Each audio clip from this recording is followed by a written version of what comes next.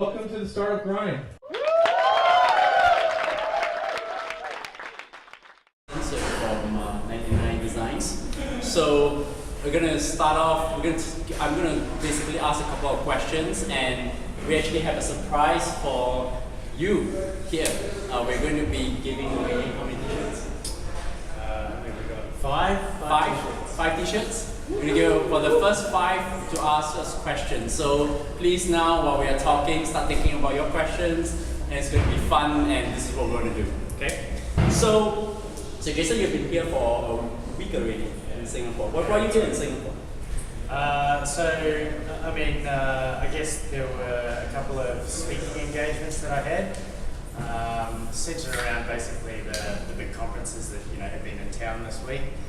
So we actually sponsored Crowdsourcing Week. Obviously, for those that know what 99 does, we do crowdsourcing graphic design.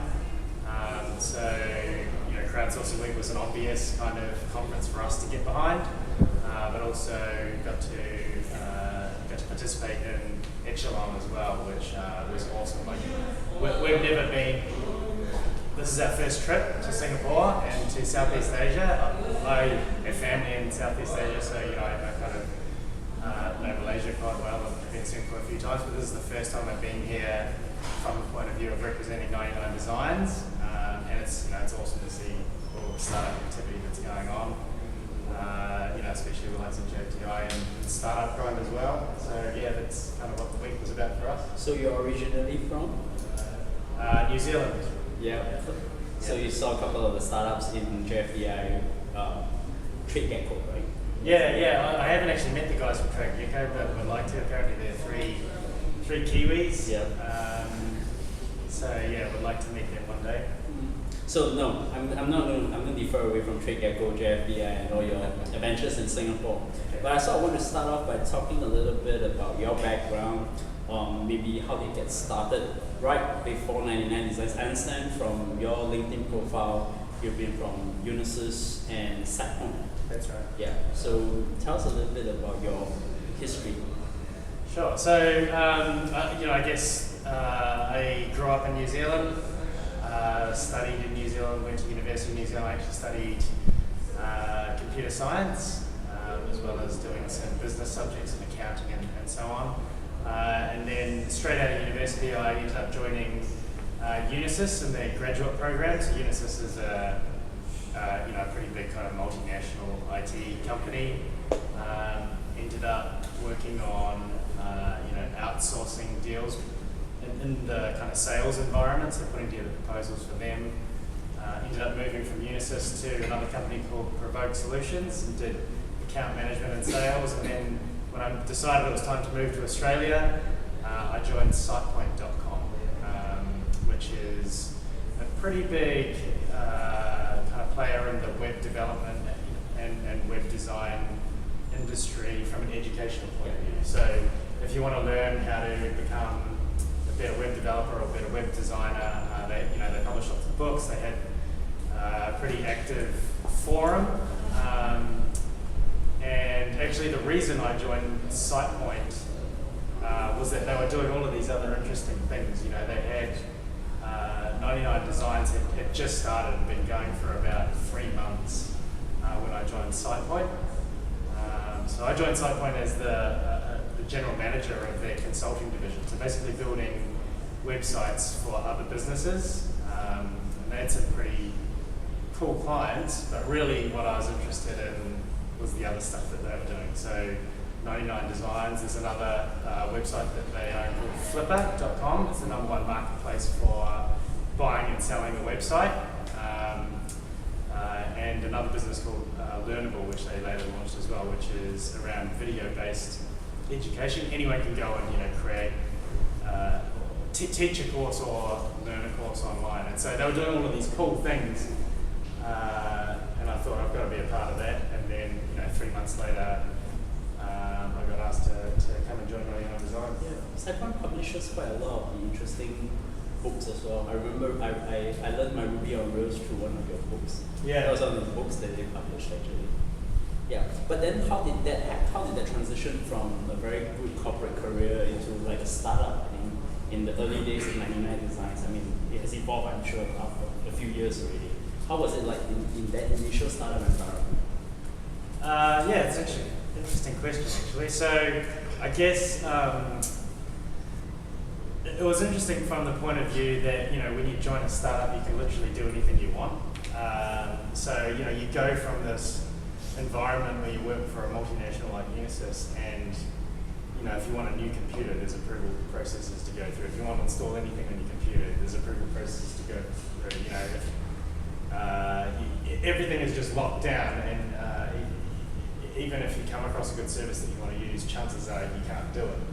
And then so you join somewhere like SitePoint.com, and literally, if you want to do anything, nobody else cares whether you decide to do it or not. You just download some software, install it, and away you go. And likewise, you know, when we were, I guess, deciding, you know, what tools do we want to use for various things, you know, how are we going to share documents, how are we going to share files, what are we going to use for calendars, you know, it was up to us to decide what we wanted to use. So I guess that flexibility and that freedom was probably the biggest contrast for me. So let me ask, is the shared secret of 99Designs logo, was it done through 99Designs crowdsourcing, or you guys internally designed it? No, it was done on our side. So actually, it's an interesting story. So 99Designs actually existed before 99Designs existed. Yeah. It sounds like a silly statement, but let me explain. So on SitePoint.com, as I just described, you know, there was a pretty active community of developers and designers. And so there was, as part of that, a forum on SitePoint.com. And within this particular forum, there was one thread where designers just started competing against each other, just to prove who was the better designer, if nothing else. So, you know, you would have one designer come up with a fictional brief, a design brief. They just make up, you know, some project. And then, you know, the other designers would compete to try and produce the best logo, for example, to meet that brief. And then the designer that came up with the brief would decide who actually was the best designer. And so they called this Photoshop tennis. And eventually, you know, I guess somebody that came along that actually needed a logo, you know, a pretty smart customer saw what was going on, and they said, well, I actually need a logo. How about I put up $100 and whoever wins gets the money? And so, of course, the designers thought this was awesome. You know, like they were just doing it for fun anyway. They might as well get $100 out of it.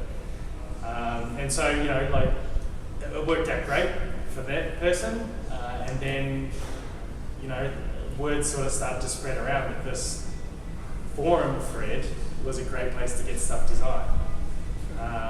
And so, you know, after the second customer, the third customer, and the fourth customer started doing this, I guess, you know, like I wasn't at SitePoint at the time, but I guess, you know, the founder, Mark, he saw what was going on and he decided, oh, you know, maybe there's something in this thing, and, you know, I wonder if there's a business behind this. So we ended up, or Mark ended up, you know, just taking the simplest possible approach, which is to lock that forum thread and charge $10 to post a project into the forum thread. So, you know, the idea in the lean startup world of minimum viable product was just to lock down the forum thread and to see if we charge for this thing, will people still pay, or will it totally kill the business?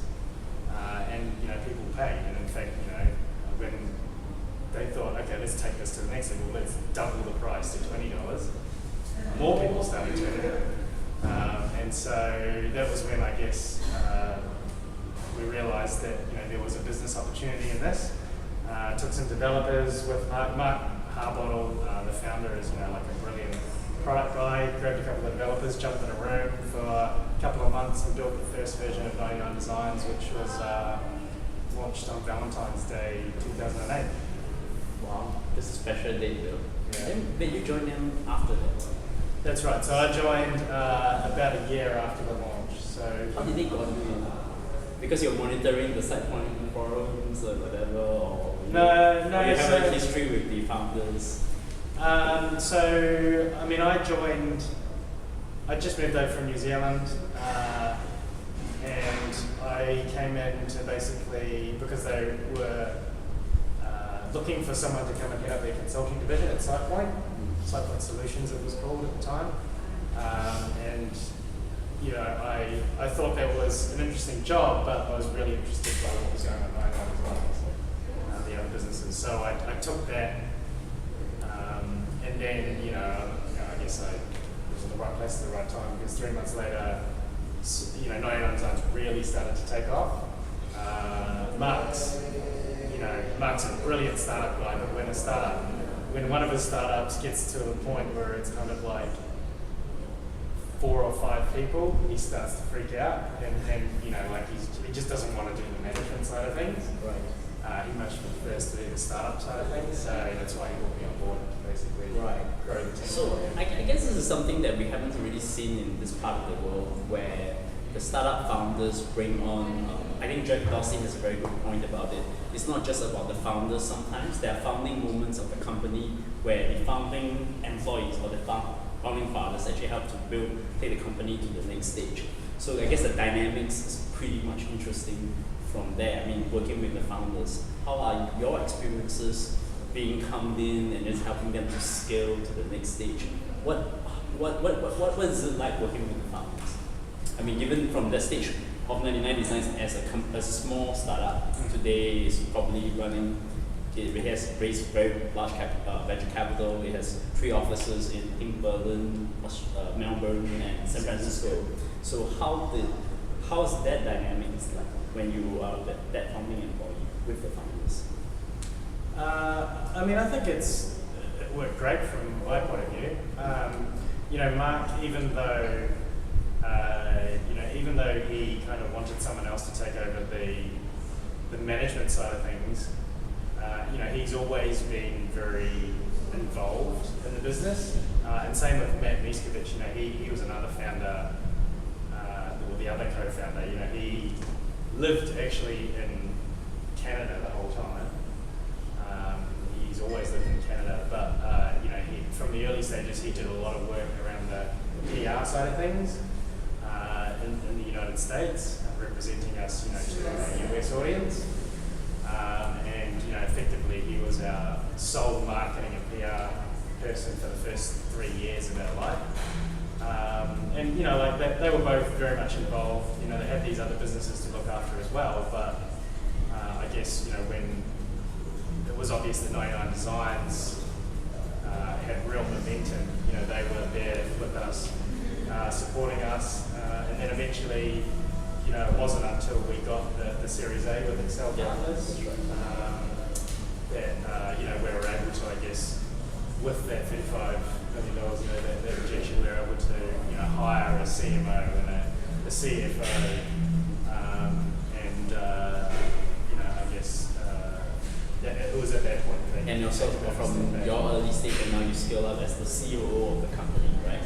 So I guess very interesting to kind of know what's the culture like in 99Designs now, and what is kind of the thing that makes you excited about when you go to the office every morning. I guess it's very different when in the early days. Like, what are those things that really make you excited about 99Designs, and what's the culture like working in a company like that? Well, personally, I love it. You know, people ask me, what's my job like? And I describe it as the best job in the world, and you know, maybe it's a cliche way to describe it, but honestly, like I can't imagine doing anything else. And for me, you know, I think even though we've grown from a 5-person team to a 95-person team, you know, we try as hard as possible to hold on to that startup mentality. So, you know, it's very flat. It's extremely flat. You know, anyone can talk to anyone, whether it's, you know, me or Lachlan, our CTO, or Patrick, our CEO over in the States.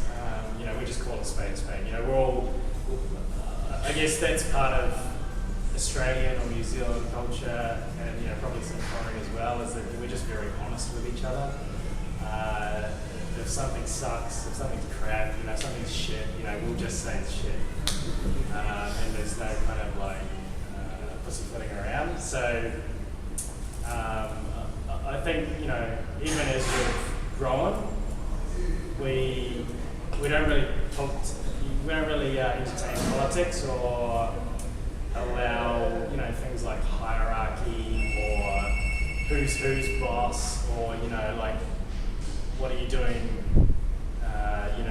contributing an opinion on marketing when you're not on the marketing team, that kind of stuff. In fact, it's the exact opposite.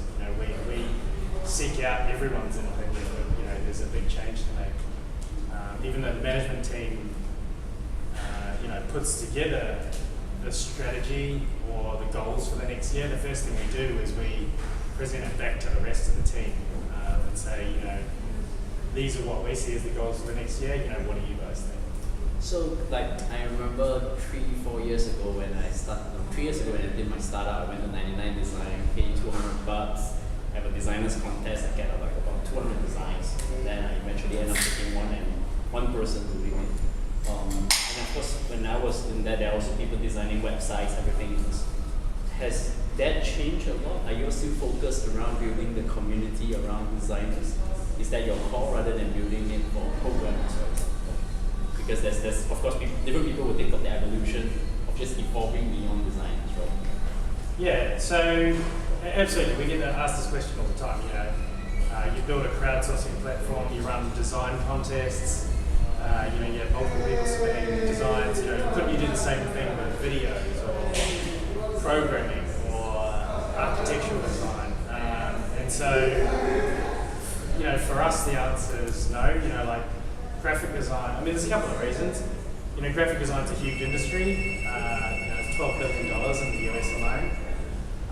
But then the second, probably the most important reason is that we are all about our community of graphic designers. It was designers that it was their idea. It was the designer's idea in the first place. We didn't come up with the idea. It was us about just kind of providing the tools and the processes around things that they were doing anyway, competing for fun. And so, we could kind of create a new community of programmers and a new community of copywriters, etc., and try and be all things to all people. But for us, that's not the direction we want to go in. We'd rather have one close-knit community that we can really get to know, really get to nurture, and really get to kind of shape the future of graphic design with. While Emma and I are here in Singapore, we've actually got 3 people from our team in Indonesia, for example. They're doing a 2-week tour of Indonesia, and also the Philippines. And they're going to a whole lot of designer meetups, but then they're also putting on a full-day conference for 1,000 designers in Indonesia, where basically they'll talk about how to be a better designer, and they'll have guest speakers from our community, outside the community, just teaching people how to be better designers. And if you have a really fragmented community, you just can't do that kind of thing. We were just having a chat just now before we came here, and you were saying that how much are you paying already to the Indonesian and Philippine designers, right? Before you even really go into the designs. Yeah, he was telling me the number. Yeah, so we've paid out over $54 million US to our designers all over the world, and then over 10 million of that to designers in the Philippines and Indonesia. They're 2 pretty strong designers. So the key of going into those markets now is more of trying to empower the designers, basically get more of them to be online. Yeah, that's part of it, but actually, those designers are super engaged. It's almost like we can't keep them away from those designs. Yeah, it's crazy. We, a couple of years ago, we started doing a few more community things for our designers, because our designers were saying, hey, we'd love to learn more about how to be a better designer. So we started doing things like, putting tips and tricks articles on our blog, and establishing a Facebook group, and also running monthly competitions and things like that for designers. The one interesting thing that started happening was designers, particularly in the Philippines and Indonesia, just started running their own meetups on meetup.com, and they started just massing 100 designers or more in the likes of Jakarta or Manila. So there's 99Designs community kind of like... Yeah, they would self-assemble. Wow. Nothing to do with 99Designs whatsoever, Wow. other than the fact that they're all out of our community. But they were organising meetups on their own. They would paint gigantic murals and capture it all on video, and then send it to our community team just to say, we love 99Designs and this is what we do. Okay. So you're actually going there to meet up with the community there and at least get a sense of what they need and how they may be able to bring back to 99Designs and see how they can empower them further. Yeah, exactly, how we can support them further. So one thing that they've kind of get through from the earlier conversation, from how you all see the roadmap of 99Designs is focus. So focus is kind of very strong in 99Designs. Is that how it is? Given that you decided that you could have gone into becoming 99Designs a video recorder, all that kind of thing, but you just want to focus on designers. Yeah, I think I think it's a pretty good word to describe the way we approach things. So, I think right back to the start, when Mark Harbottle jumped in a room with, Lachlan, who's now our CTO, and Paul, and they bashed out the first version of the site. That was focused there to build minimum viable product, because they could have been distracted by all the other things that are happening at SitePoint, but they realised, and even today, when we want to get something important done, we lock ourselves in a room and don't come out of the room until it's done, because sometimes you just need to be able to focus on a problem to be able to solve it. And then the same thing with how we first approached building up our customer base. Obviously, if you think about what 99Designs is, we describe it as a two-sided marketplace. You have customers on one side and you have designers on the other, but you kind of need to have critical mass on both sides for the whole thing to work. If it's unbalanced, the whole thing doesn't work. So to begin with, obviously because we came out from SitePoint's forums, we already had designers. Yeah, so you have the distribution side of it. Right, so then we needed to find the customers, and so we focused in the initial stages purely on customers. And so that was why we established a US office reasonably early on, or hired our first person in the US office, and then moved over our CEO Patrick and hired some support staff in the US. It was because 65% of our early customers were from the US, and we realised that we would have to have support staff in the same time zone as our customers to be able to learn really what they want and who they are and how we can help them better. Australians, Americans, we all speak English, but as we've learned, Americans are quite different people to Australians, and it was funny, when we put the American number on our website and American customers started calling through, the initial conversations were pretty funny. It was, we would answer, hi, welcome to 99Designs, and they would say, oh, so I guess you guys are real.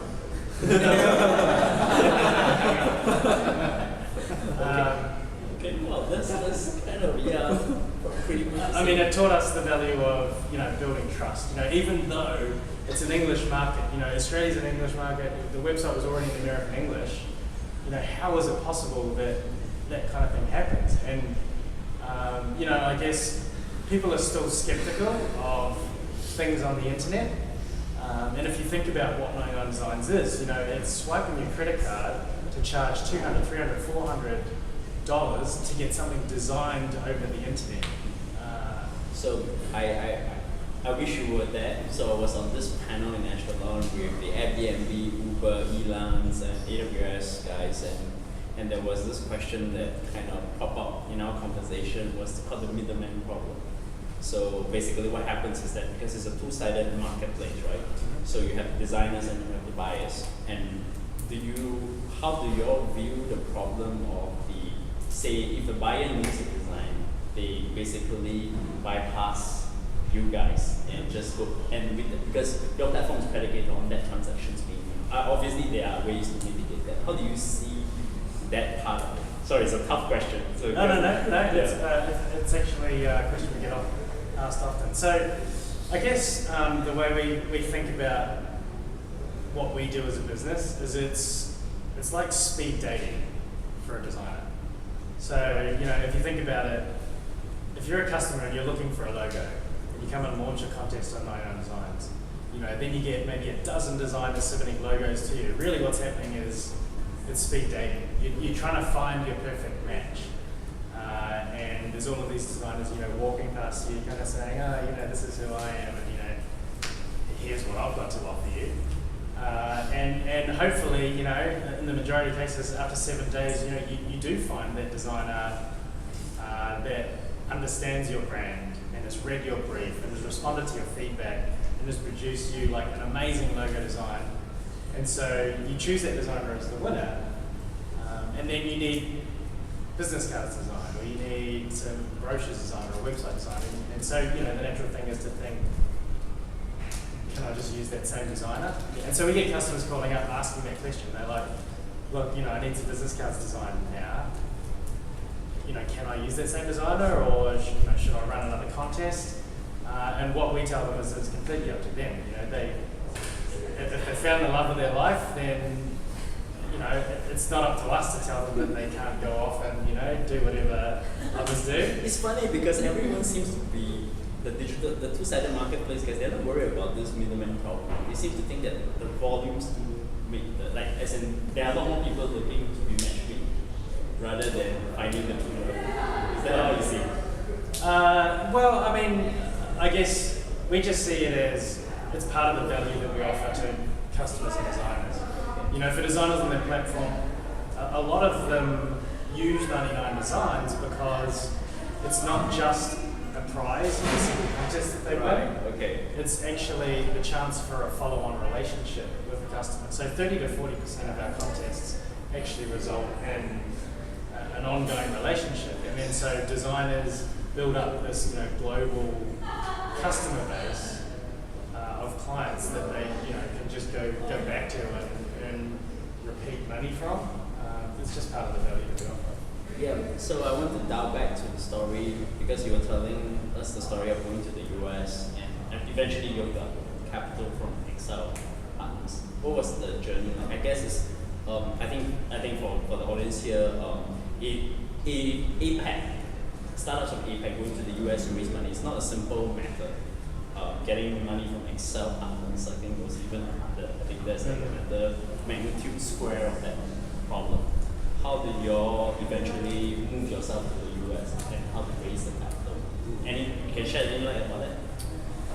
Yeah, so I guess we were lucky that 99Designs is a company that was not only growing very quickly in the early stages, but was also spreading by word of mouth fairly rapidly around the tech startup circles.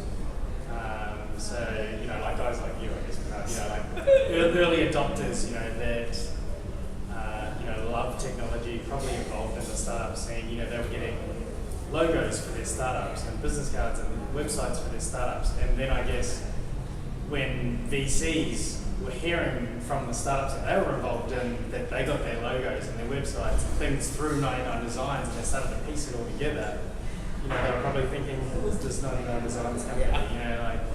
They seem to be onto a good thing. So, we got, as we started to develop, kind of in our second, third year, I guess, we were getting a few calls from VCs wanting to know about, what we were doing.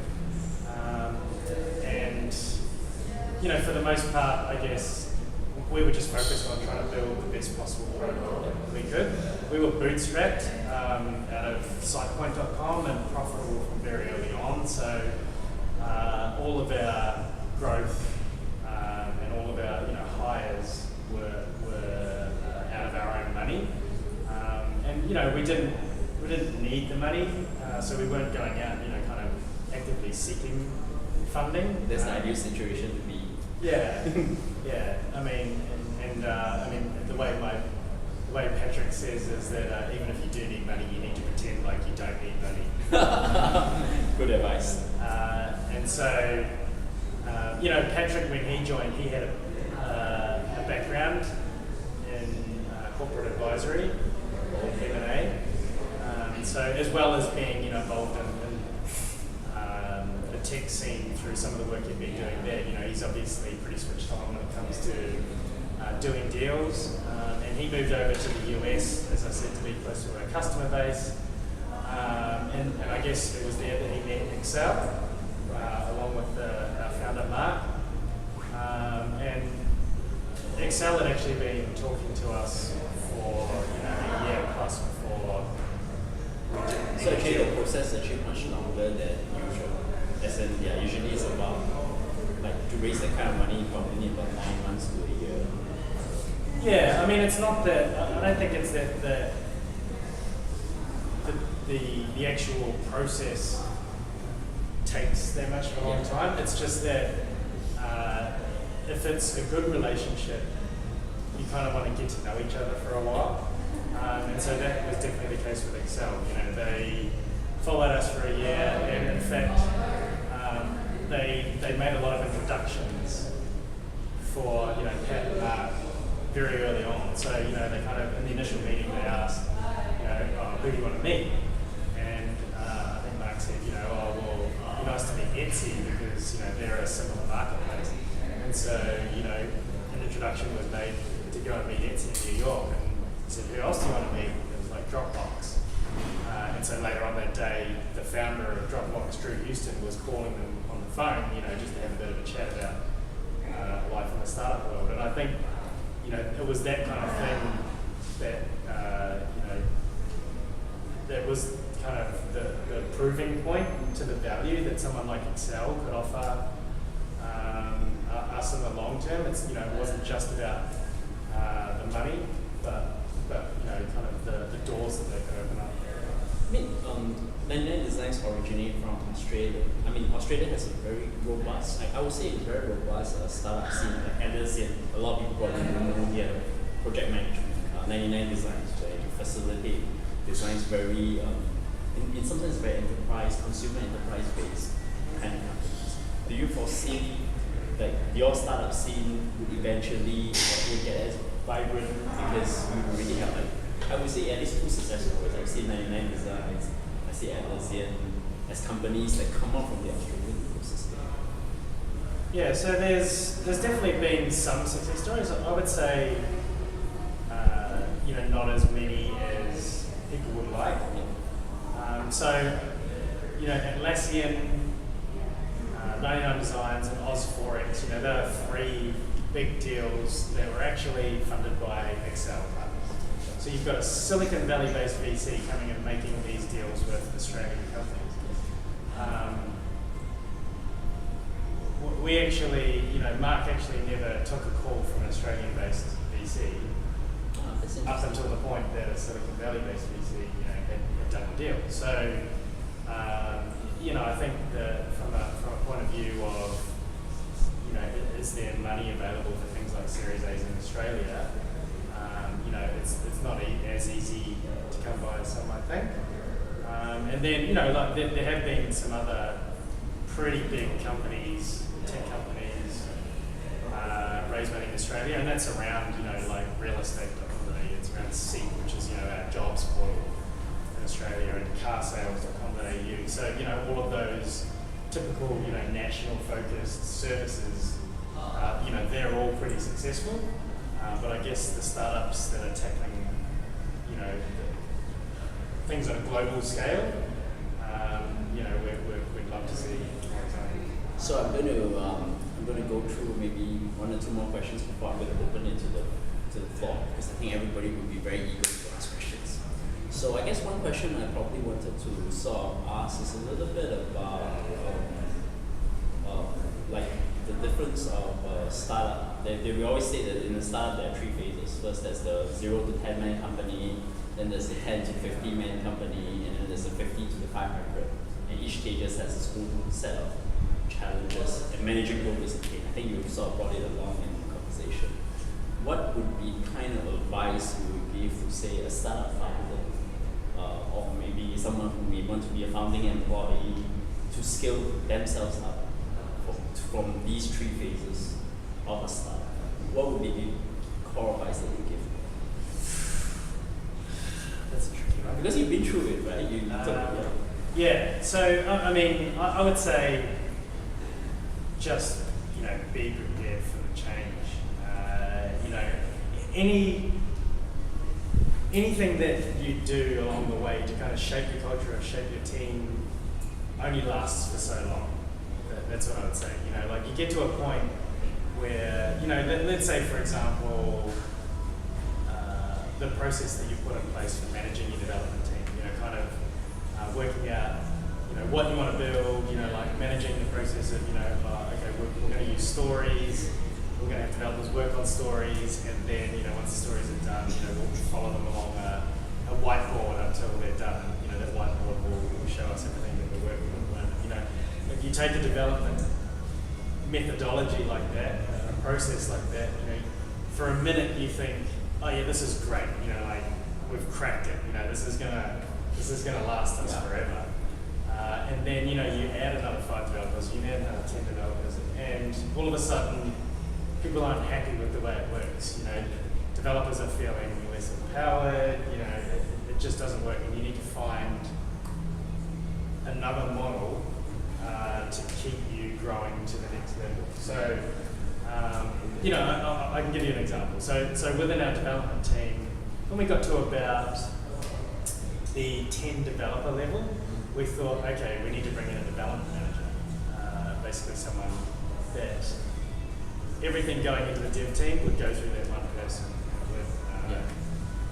They would kind of run the whole shop.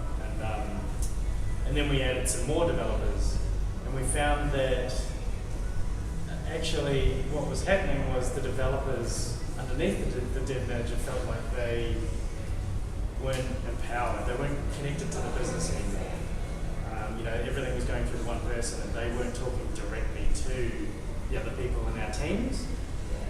So actually what we did was we reached the point where we realised what we needed to do was get them closer to the business. So instead of having one dev manager, we put in place, for our 4 senior developers, we made them dev leads and had them take, overall responsibility for the entire dev team.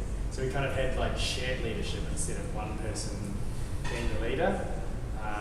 And so as a result, like all of the developers feel like they're so much more empowered that they're part of, the development strategy. If they don't like something about the process, then it's up to them to solve that problem.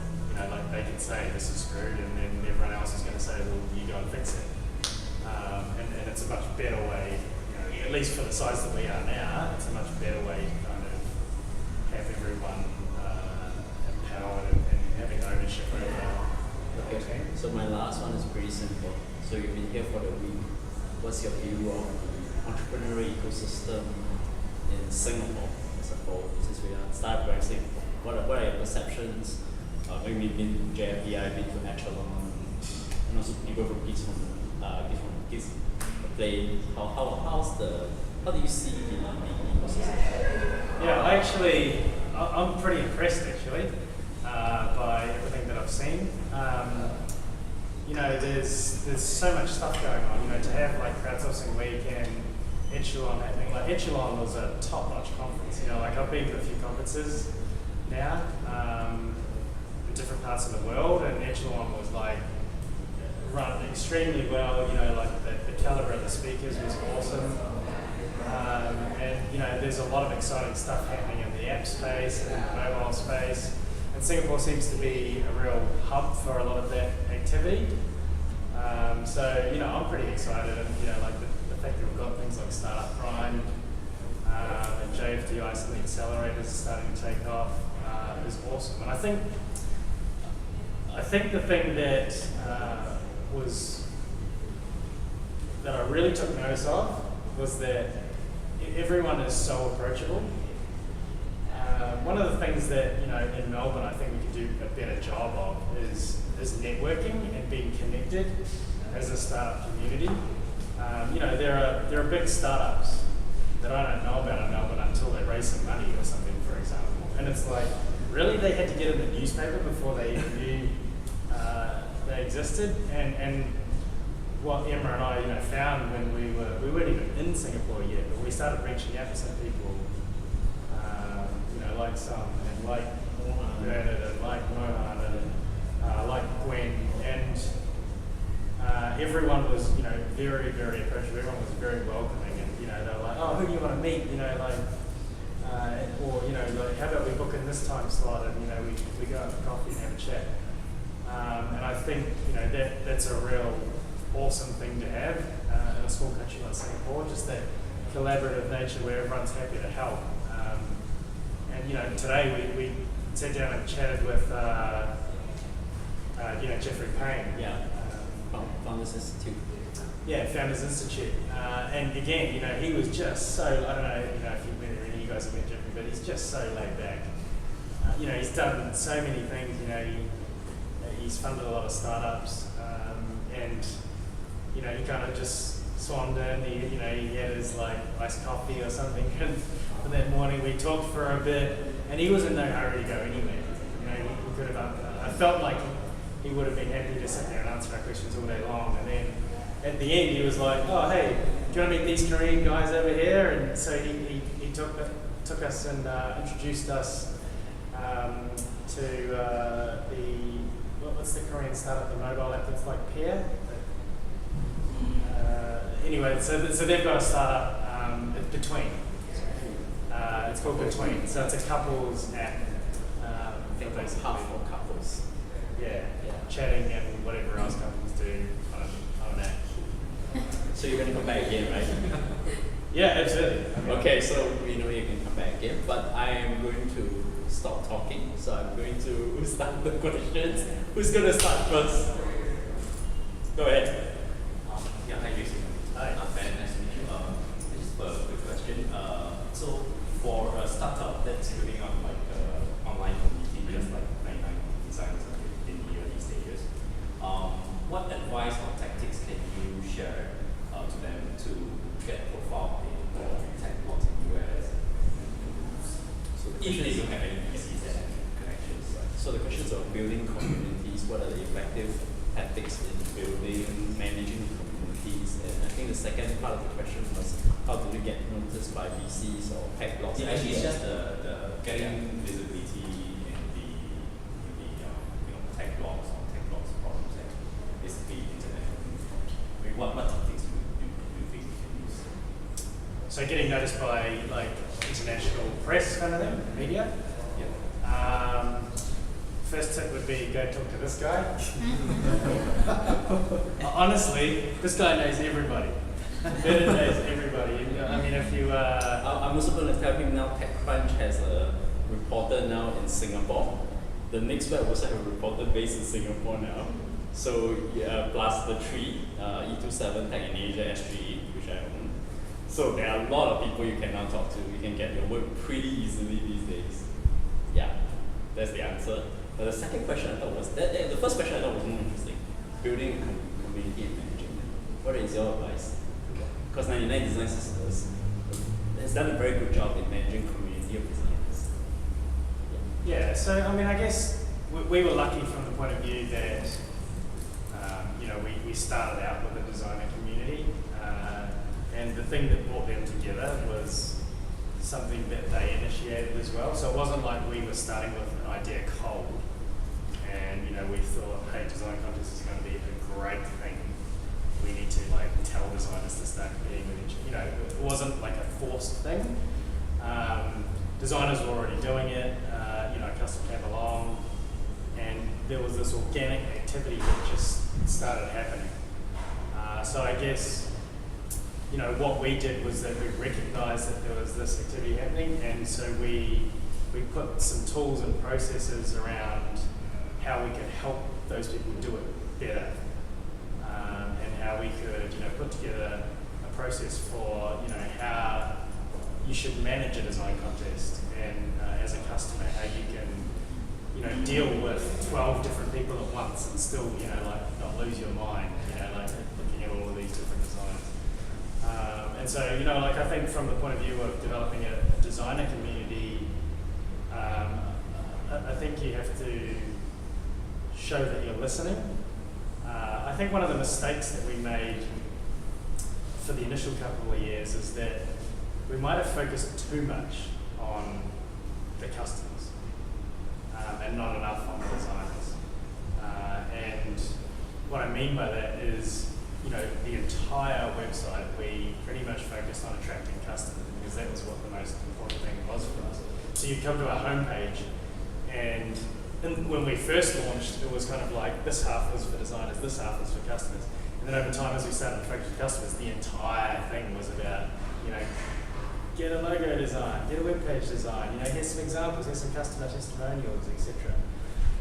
And so as a designer, literally the only thing for you was a register link in the top right hand corner. It didn't even say designers register, just said register. So, there was a period where we joked that we had no idea why or how they were signing up and figuring out how to use the site, but I guess it was the opportunity that kept them coming. But that bit us in the butt eventually when, we had a lot of growth from word of mouth and from our expansion into the US. We got to a stage where the metrics we were following, we started to realize, if we don't do something here, there's a chance that we're not going to have enough supply from our designers to meet the demand, and customers are going to start to be unhappy with quality. So that's when we started saying, okay, we need to invest in the community. We need to create the blog. We need to, write more articles. We need to hire more community staff to really get to know designers and what they want. We need to build things like an onboarding process for designers, and like a designer landing page where they can come and see that this is a great place to be as a designer, not only to earn money, but to learn, to network with some of the best designers in the world, and just to have fun. Okay, so that would be okay. That we're going to get a t-shirt later. Yeah, sorry. The second question. We run a contest. You probably have to run by it, right? Yeah. Sorry. My name is Chen. Just now you talk about from designer point of view. I want to know from customer point of view, how long does it take to get your first 10K customer, and what's your user acquiring strategies, like recycling strategies? So the question is, how do you get your first 10K customers from the get-go? I guess because you have a designing community and you ran contests as an MVP. Yeah. How do you eventually reach your 10K customer? Yeah, good question. So, I guess, it wasn't marketing, because, we, in the first few years, we were very, very reluctant to spend money on anything other than, most of it really was on hiring developers and hiring people to build product. We've always been strong believers in, if you build a world-class product, and if you think about what people want and build something to meet a problem that they have, then the money will come from that. So we didn't spend any money on marketing for the first 3 years, and so really it was all from word of mouth initially. We're lucky that we have a product that is quite an emotional product, and the reason it's emotional is that the customers that use it, they're typically startups or founders of startups or business people that are trying to get a business off the ground. They've been working in their day job, they're thinking about going out on their own and starting their own business, and then they get their logo or they get their business cards, and finally it's real. Finally they think, actually I think I can do this.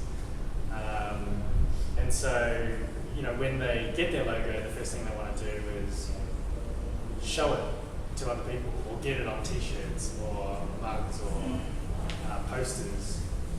And so other people are like, congratulations on starting your own business. And I'm like, love your logo. where did you get it from? And so they tell them, oh, you're not going to believe this, but I ran a contest on the site of 99Designs, and I got, 100 designs, and this is the one I picked. So that natural word of mouth, was very strong for us, and also because tech people like Bernard are very good at kind of spreading the word to other people, and so I would say look for the early adopters in your product. Like talk to your customers, figure out who they are, what they do, and how you can help them with word of mouth. So I can give you an example. One of the things early on that we realised was that when it got to the point that a customer had received all of those designs in a week, and they had to choose which one was going to be the winning design. They quite often got to a stage where it's like, well, there are 3 designs here that I could choose as the winner. I could use any one of them and I would be happy. I can't pick. And so they would ask their friends, and they would ask their colleagues, and they would ask their co-founders of their team, like which one of these should I pick? And they would get all of this feedback. And so we thought, how can we make that better? How can we make that easier for people? So we built like a voting tool, basically, or a polling tool, where it's just like click, click, click. Those are the 3 designs. Generates a voting page. You get a link, and you can send that out to your friends via email, or you can tweet it out, or you can put it on your Facebook page, or you can put it on your blog. And so anyone there, when they click it, they see the designs, they can star rate them, they can leave feedback, and so on and so forth. But I guess the important part for us was that you were then introducing a whole bunch of people to 99Designs that hadn't known about 99Designs previously. So some of our most successful polls, have referred 1,000, 2,000, 3,000 people to 99Designs that might not otherwise have heard of us before. So I think it's just think about. It won't be the same, obviously. You can't do that same thing for any startup, but I think you can definitely do some clever things that don't cost a whole lot of money. I remember paying $200 and then basically get the whole hackerspace. My startup, we started in the hackerspace these days, 3 years ago, and then they just said, and then like, let's get enough votes to see which one we couldn't decide, and ended up doing that. Exactly. Any next question? How does 99Designs, I'm David. I did. How does 99Designs plan to attract customers in this part of Asia? So you're talking about What Asia challenges do specifically? you kind of foresee? Because I was kind of, I am still a fan of 99Designs. I'm working in corporate. I noticed that, it takes me a long time to kind of convince my boss to say, hey, trust them. They rather spend money hiring a designer. Sure. You should just do it, by the way. That's the first thing I'll say. What's our strategy for Asia? So I guess, every time we go into a new country, it's like starting from scratch. Kind of. And the reason I say kind of is that, even though we targeted the US, and for a long time all of our pricing was in US dollars, it's a global business. It's a .com site. Anyone can type in 99designs.com, and as long as you're happy to pay US dollars, you can launch a contest. And so that's what we found. 65% came from the States, but 10% came from Australia, 10% came from Canada. Hong Kong and Singapore are the natural choices for us to start because predominantly English speaking. So, we launched 99designs.com.sg 3 days ago now, as part of us being here at the conferences. And so that means you can pay in Singapore dollars, you don't get charged horrendous fees by your bank. There's a local phone number.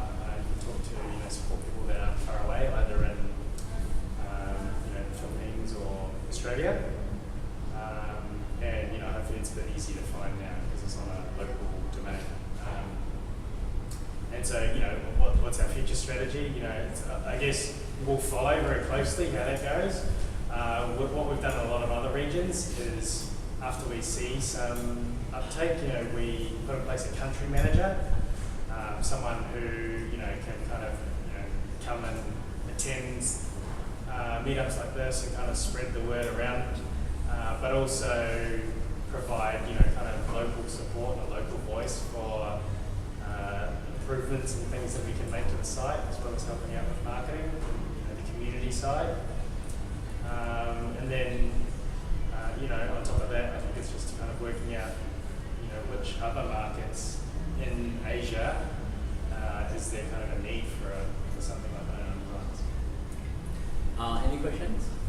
Okay, so I saw one here, and then after that, one here. Okay, go first. Go ahead. I just think it's basically a design contest for your crowdsourcing model. Is there, for example, any designer fatigue? Because out say the 100 entries, only 3 will win something, and the rest will. And if this repeats, will there be a natural attrition of designers after a while? Yeah, so I guess we've been going for 5 years now. So over the 5 years, we've got to know our designers work pretty well, and so 50% of our designers, when we survey them, are actually employed in the graphic design industry. And it's just that they use 99Designs as a source to earn, supplementary income. And so the designers, they use the site lots of different ways.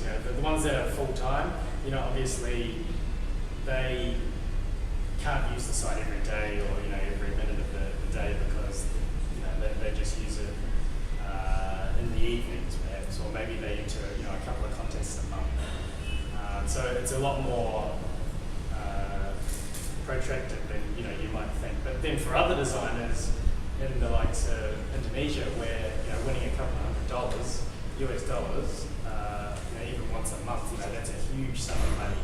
That represents a life-changing sum of money. Sometimes if they're really successful, and so they can afford to spend time, getting to know the system, getting to know how they can make it work for them. They look at the projects and they kind of can see with a quick browse, of the projects that are new today, these ones are going to be good ones to enter, and these other ones, they just don't match my skill set. It's too low a probability. They can get their heads around, what is, I guess, going to be good for them to enter. So yeah, I mean, I imagine there are some designers that enter contest after contest, and they can't quite get a grip around it, and so they kind of give up at that point. I imagine absolutely it does happen, but I think there's kind of enough opportunity on offer that for a lot of designers they can make it work. Hi, I'm Brandon. Okay, what I'd like to ask is, because when going and starting up a company, there's the main challenge that you face actually to find manpower. So how do you grow your company to find employees? Do you have any strategy, and how do you maintain a low attrition rate? Yeah, cool. So the simple answer is culture, I think. Right. So we've always been very, very, very selective about who we hire as a team. Always. In fact, it's annoying in a lot of cases because it means you have to talk to a lot of people, and you have to interview a lot of people, and you have to keep saying no,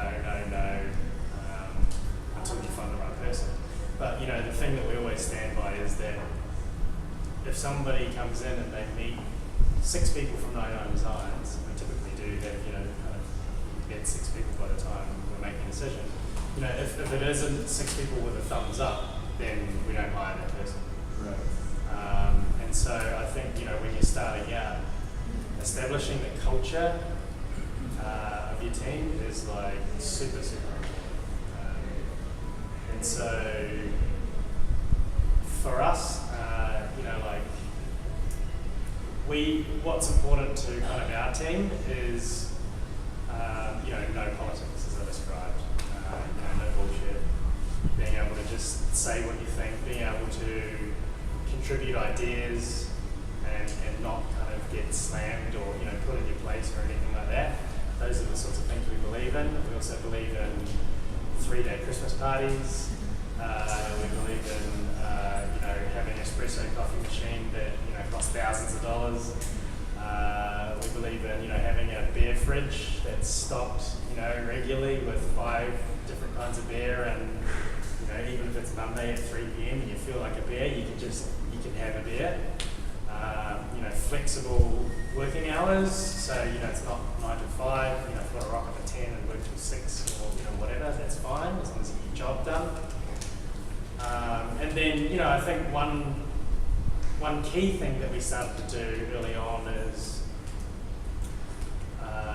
we kind of challenged our development and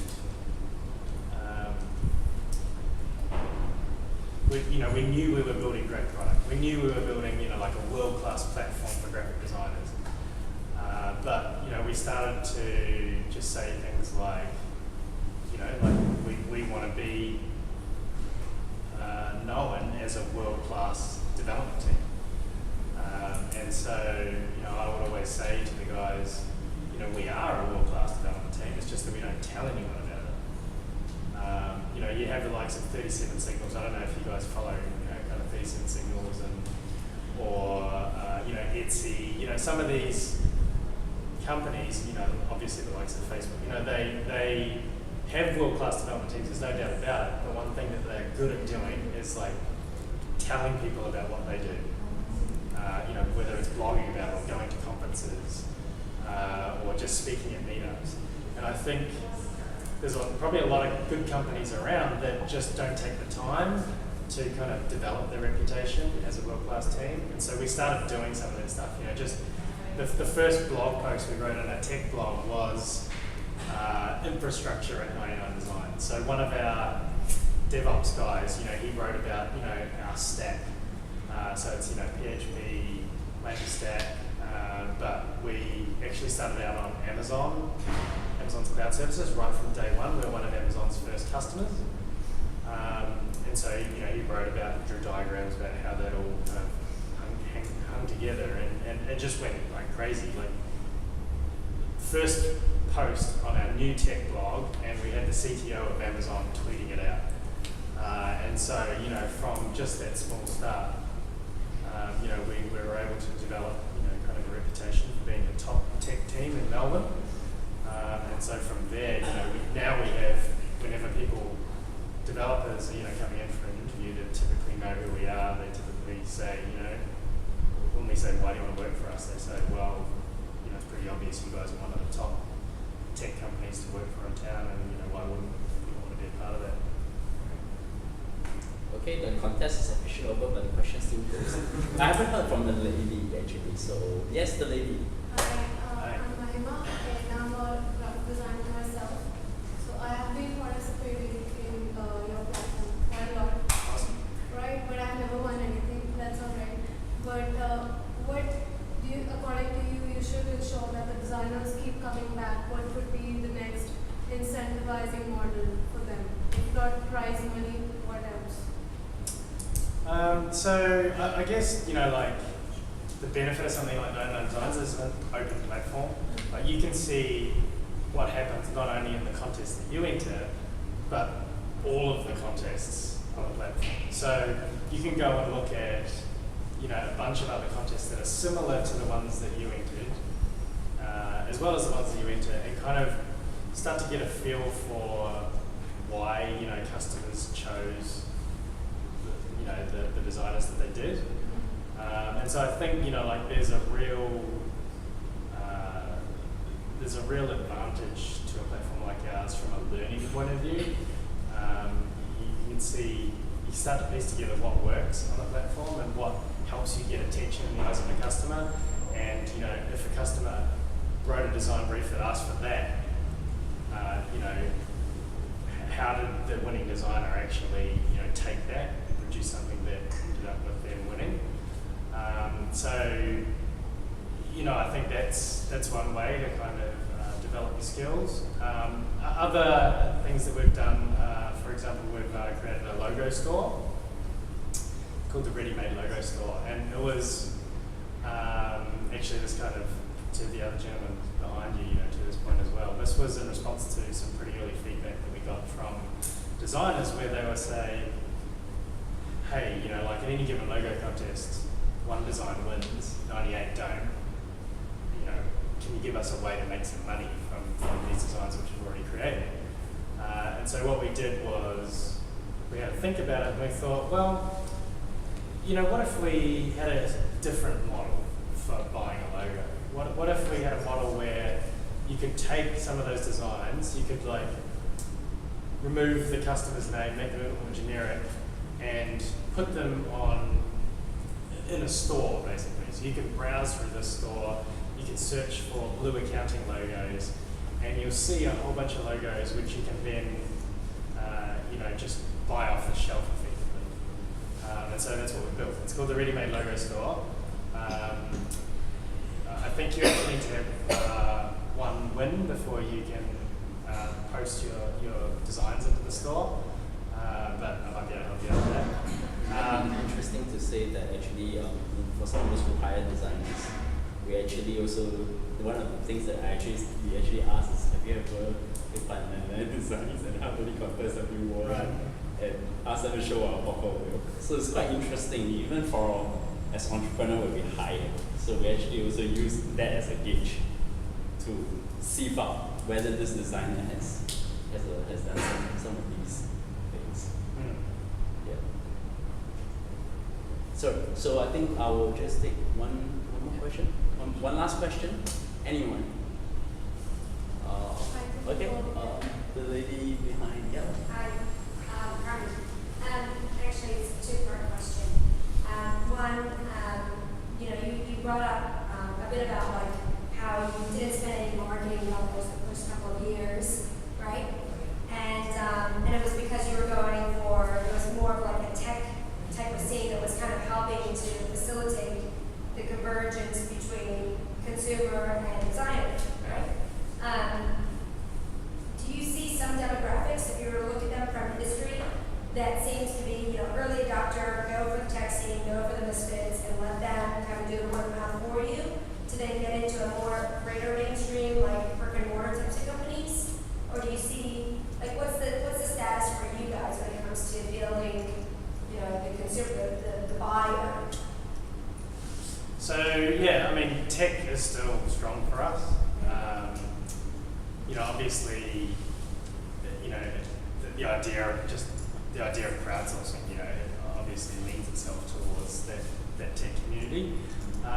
So there's that side of things, but I guess the other side of what we do is obviously the design side of things, the creative side of things.